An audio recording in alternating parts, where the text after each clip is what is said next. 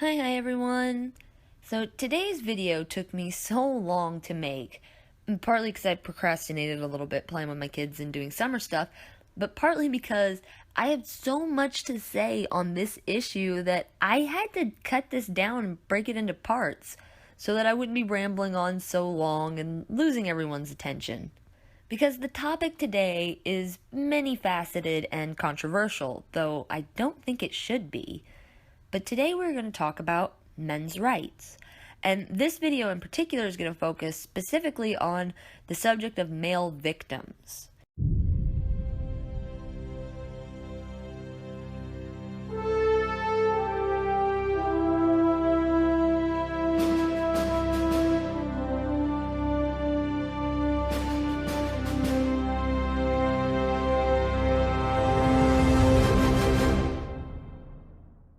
My uncle met and married a single mother of two wonderful little toddler boys.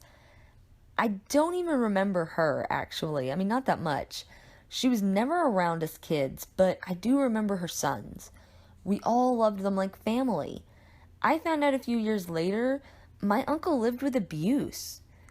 His wife hit him often, and he never fought back because she's a woman, and he was raised to never raise his hand to a woman. And he didn't leave her because the children were not his, so she would take them, obviously. And he loved those boys like they were his own children.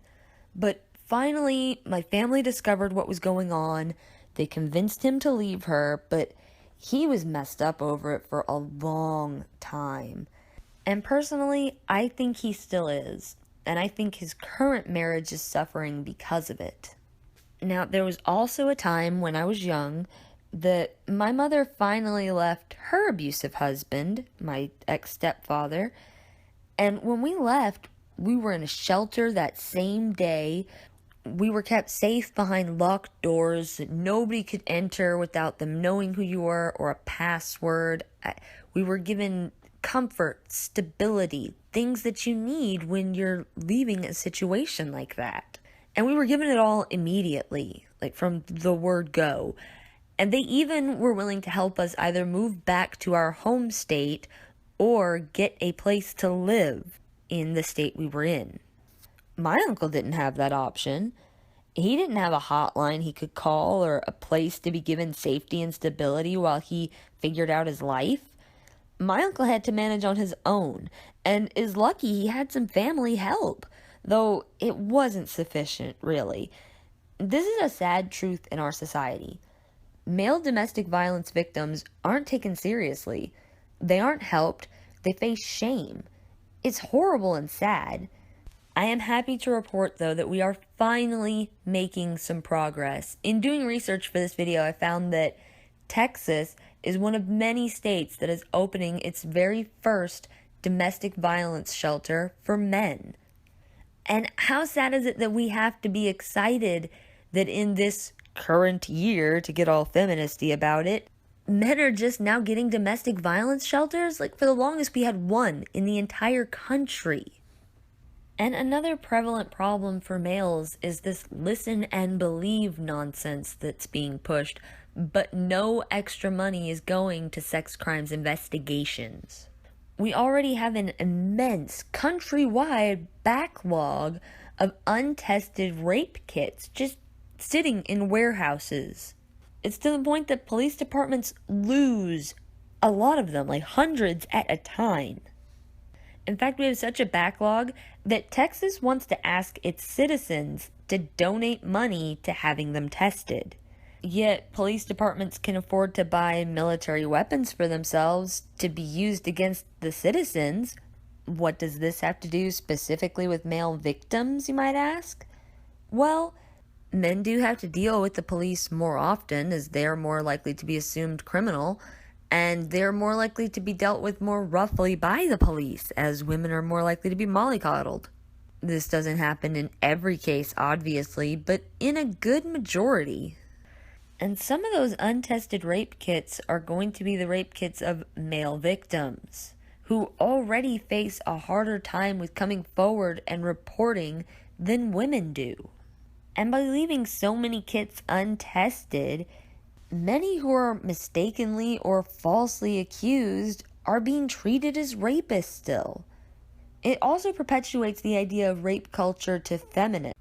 See, rape cases are hard to prove and prosecute, and most victims want justice and they want to forget what happened in equal measure. So it's easy to pretend to be doing the work on the case, but really just save money by not bothering. That's not always the case. There are other reasons a kit might slip through the cracks, but it's happening far too often all across the country for that not to be the case in at least some of these situations. And as I said before, this is opening the door for feminists to make claims and push this listen and believe agenda. I can kind of understand where they're coming from actually, because it can be hard to prove sexual assault, especially because coming forward and telling someone right when it happens so evidence can be gathered is almost impossible for most victims. Harder, in fact, for men than women. But while we can listen and sympathize, we can't really listen and believe. Because false claims do happen, and it's most often women using these rape claims to gain revenge or explain away their bad choices. There are many examples of this coming out recently, mostly young, college-aged girls, but most of these will learn that this works, and they'll continue this behavior. Like the woman who made false accusations against 17 different men, and one spent 7 years in prison for it. Or like the situation going on with Mgtow. If you don't know who Mgtow is, she is a fellow content creator and a friend of mine. Hey YouTube, I'm a potato, and I am looking for a signal boost. That may not be appropriate, talk all the shit you want in the comments below, but I am currently helping a friend deal with some false accusations that they're facing. They are false, I have plenty of evidence that they're false, and I don't want to get into too much detail here on my channel right now because what I'm hoping to do is reach a larger YouTuber who could help me get this story in front of a larger audience. I don't think that the consequences of false accusations are fully understood by most people. I think people treat it like a game, and it's not. And as much as I appreciate my fans and my YouTuber friends, this is important enough that I want to find a platform where as many people as possible can hear this experience and learn from it. If you can help, please DM me on Twitter. My handle is skeptical_spud. Thank you guys. I'm a potato. Have an excellent life. Peace. And she'll be linked, obviously, so you can talk to her if you want more details on this situation or more proof, because she has all of that. I'm just lazy. So basically what happened is she recognized one of these types of women among her own friends. She spoke out against this girl ruining 2 men's lives over sexual assault claims that were obviously false.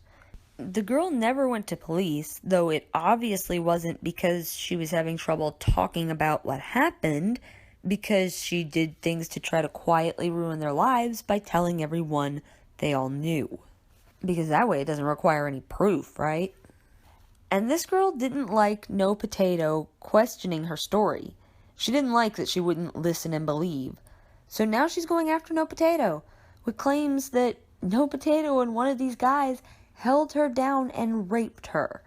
She says she managed to scream and run away and locked herself in a bedroom, and when she woke up the next day, she had blood in her panties. But she never called the cops, slept there that night, and continued to hang out with them. Oh, and here's a picture of her on top of Mgtow from that night. She looks really held down and uninterested here, doesn't she? And it's not just men who are forgotten victims either. Young boys who are preyed on by pedophiles are even more unlikely to come forward than girls are, and often they're the ones hearing that they must have enjoyed what happened to them. Female teachers preying on their students are pretty much guaranteed little to no punishment. It's fucking disgusting. And we know statistically that men are more likely to be raped, and have society be approving of it too. I'm of course referring to prison rape, a problem no one is even attempting to solve, and it's now a societal joke. There used to be a prison code to this kind of thing. The only ones getting raped were kitty diddlers and abusers. But now the prisons protect the pedos from Gen Pop, and this prison rape culture has been made so prevalent that it's a free-for-all.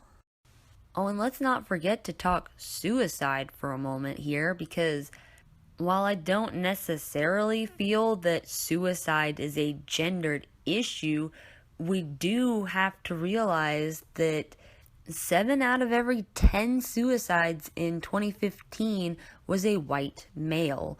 And the highest rate of suicide is in middle-aged males. Now, actually, Native Americans rank higher than white people ethnicity-wise for committing suicide, but we obviously have an issue that is causing our middle-aged white men to kill themselves. And mental health in this country does lean more towards women. We are always talking about helping out women with postpartum depression, but we don't talk about stopping middle-aged men from offing themselves. Now, while I feel that suicide is a personal choice, as long as you are an adult, you can make that choice for yourself. I have no right to tell you you have to live, but we can see a trend here. We can see that there is a problem, and it is something that we should think about, something we should talk about, something that maybe we should try to correct. Because men aged 45 to 65 should not be killing themselves at as high a rate as someone who is 85 or older. Someone at the end of their life, possibly facing multiple illnesses, possibly just wanting to end it all in peace. And it's the same rate. Could this maybe be caused by the fact that everything in the country is starting to lean against white men? The courts, the job market, everything. Society itself is now telling white men that they are the most evil thing that ever walked the face of this earth. It's fucking disgusting. I'm not saying there aren't female victims nowadays, but I am saying the male victims in our society today are getting a much rawer deal. And we need to talk about these issues. We need to stand up and refuse to be silenced by the overwhelming screeching of the feminists anytime you try to point these things out. I want to challenge other creators to make videos about men's rights. And I want to thank Irate Bear, because he's tried several times to bring this up as something more creators should cover. You should check out his channel if you haven't already. And also, I need to shill and thank Legend Mgtow. This guy is a true Mgtow, not a Miggly, and he's a pretty cool dude. He's really trying to bring together people and resources to help out male victims. He also has some cool shirts and stuff you can check out. All the links will be in the description, and I'm already working on part 2 for this, which is going to cover men's rights when it comes to relationships, marriage, divorce. So keep an eye out for that soon, guys, and I'm really trying with the content to get it out more regularly to you, but Summer is not agreeing with me on that. My children laugh while I make plans. So I do want to thank you all for sticking with me and enjoying my content, even though it doesn't come out as often as I'm sure you'd all like. Much love, everyone.